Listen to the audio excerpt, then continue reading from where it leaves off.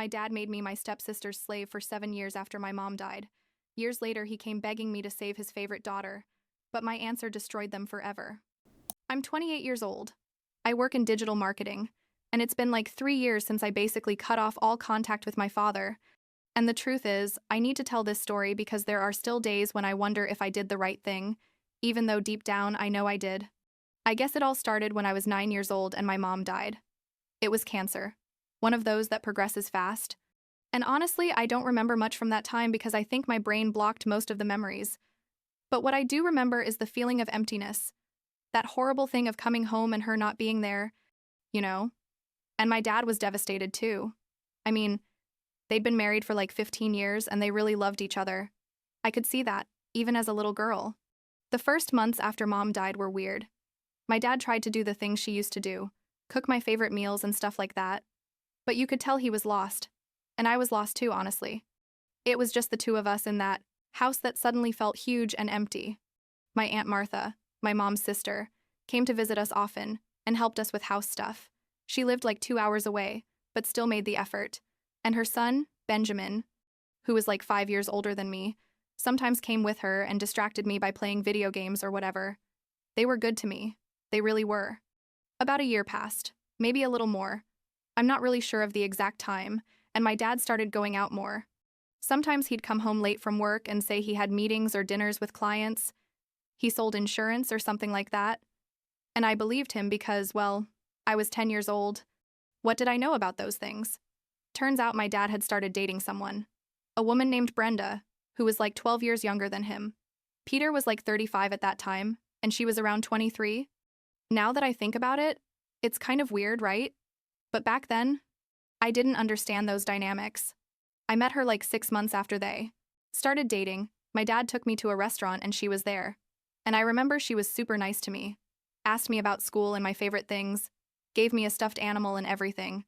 And I thought, okay, maybe this isn't so bad. Maybe dad can be happy again. The thing is, Brenda had a daughter from a previous marriage, Samantha, who was 17 years old. And at first I only saw her a couple times because she lived with her biological dad or something. I don't remember the details well. Everything changed when I was 11 years old, like 2 years after mom died. And Brenda and Samantha moved into our house. My dad told me like a week before, very casual, and said we were going to be a big happy family, and I wanted to believe him because I missed having a complete family, you know? But from day one things felt weird. Samantha got the guest room, which was bigger than mine, and Brenda started reorganizing the whole house. Threw out pictures of my mom that were in the living room and put up hers, changed the furniture, basically erased all trace of her, and when I told my dad that bothered me, he just said we had to move forward and that Brenda was trying to make the house feel like her home too. The first weeks were okay, I guess. Like Brenda cooked and my dad seemed happier. But then the chores started appearing. At first it was like, oh, can you wash the dishes after dinner? Or can you vacuum the living room? Normal things any kid does.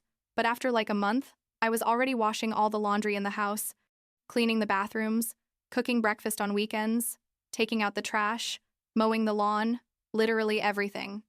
And Samantha did nothing. Absolutely nothing. She spent all her time in her room on the phone or going out with her friends. And when I asked Brenda why I had to do everything, she said Samantha was busy with school and that I needed to learn responsibility. My dad never said anything. And when I tried to talk to him about it, he told me not to. Be dramatic and that everyone in a family has to help. And the worst part, and this still makes me angry when I think about it, was when I was 12 years old and it was Christmas vacation. My dad, Brenda, and Samantha planned a trip to the beach, like a full week at an all-inclusive resort, and I was super excited because I thought it would be our first family trip all together. But like 2 days before we were supposed to leave, Brenda gave Samantha a dog, a golden retriever named Rusty. And then suddenly the plan changed because supposedly they couldn't take the dog to the resort and someone had to stay to take care of it. And guess who had to stay? Yeah, me. A 1-2-year-old girl alone in the house for a full week, taking care of Samantha's dog while they enjoyed the beach. My dad said it was just this once, and that Aunt Martha would come visit me. But still, they left me alone at Christmas. Can you believe it? Aunt Martha and Benjamin came the day after they left. I think it was like December 26th. And when they saw I was alone in the house, they were furious. My aunt called my dad and yelled at him on the phone, told him How could he think of leaving a child alone, and what kind of father was he? And I could hear my dad on the other side saying I was fine, and it wasn't a big deal. Aunt Martha stayed with me the rest of the week. Benjamin came some days too. And they tried to make Christmas special. Took me to the movies and bought me gifts and stuff. But it still felt horrible because my own dad had chosen his new family over me. After that, Aunt Martha started coming more often, like every 2 or 3 weeks. And she always checked that I was okay. Asked me about school and about how they treated me at home. And I told her some things, but not everything, because I didn't want to cause problems. The following years were basically more of the same, but worse. By the time I was 14, I was practically the house servant.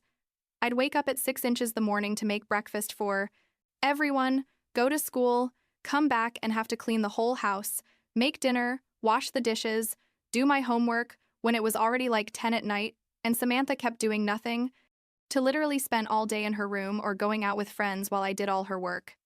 And the worst part is that Brenda always found something to criticize, like if the dishes weren't clean enough, if I didn't fold the clothes right, if dinner was too salty or too plain. Nothing was ever enough. One day, I exploded and yelled at my dad that it wasn't fair that I did everything and Samantha, nothing.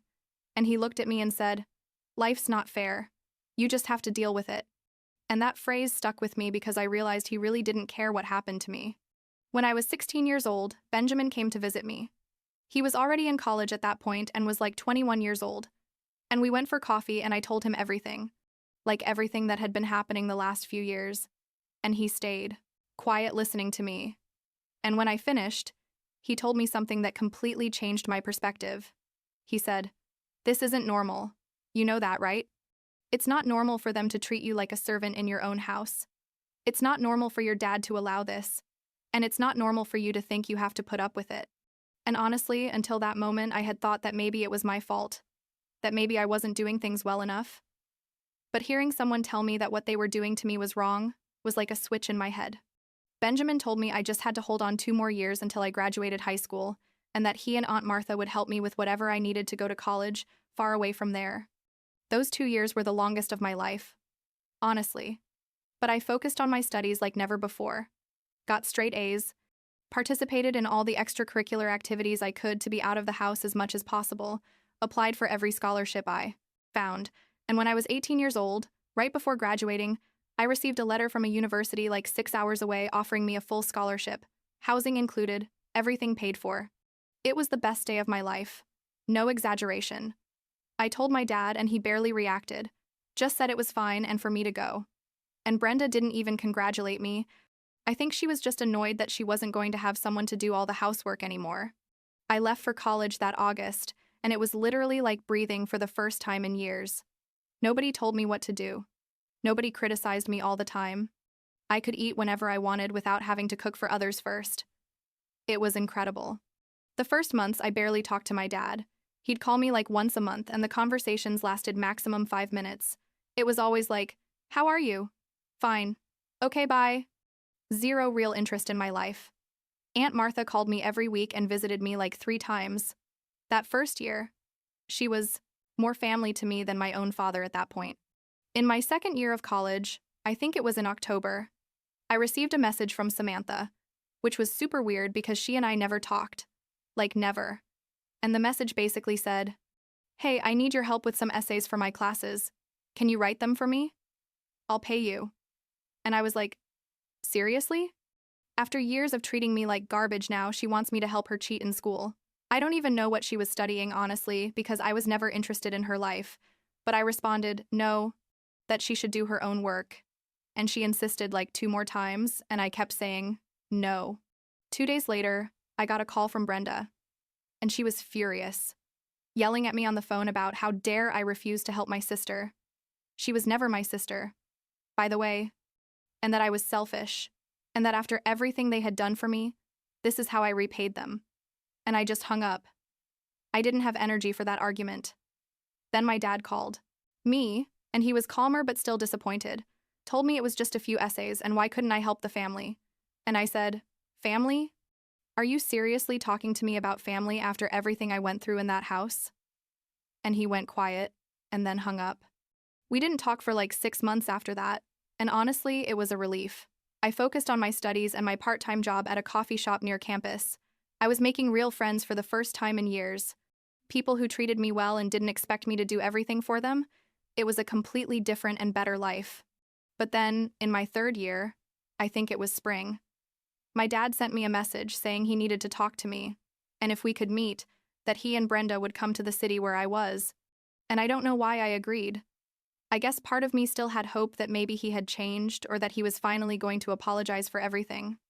We met at a coffee shop. My dad was like 45 years old at that point, and he looked older, more tired. And Brenda was there too with her usual face, like superior and judging me with her eyes. We sat down, and after like 2 minutes of awkward conversation, my dad got straight to the point. Turns out Samantha had failed most of her classes, was about to be expelled from her university, had student loan debt, and was basically a mess.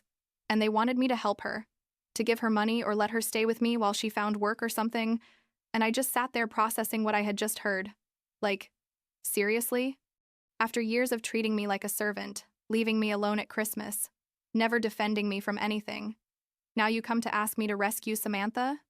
I told them no, definitely no, that Samantha never lifted a finger to help me when I needed help, that you guys never protected me or cared about me when I lived in that house, and that it wasn't my responsibility to fix the mess they created by spoiling and coddling Samantha her whole life.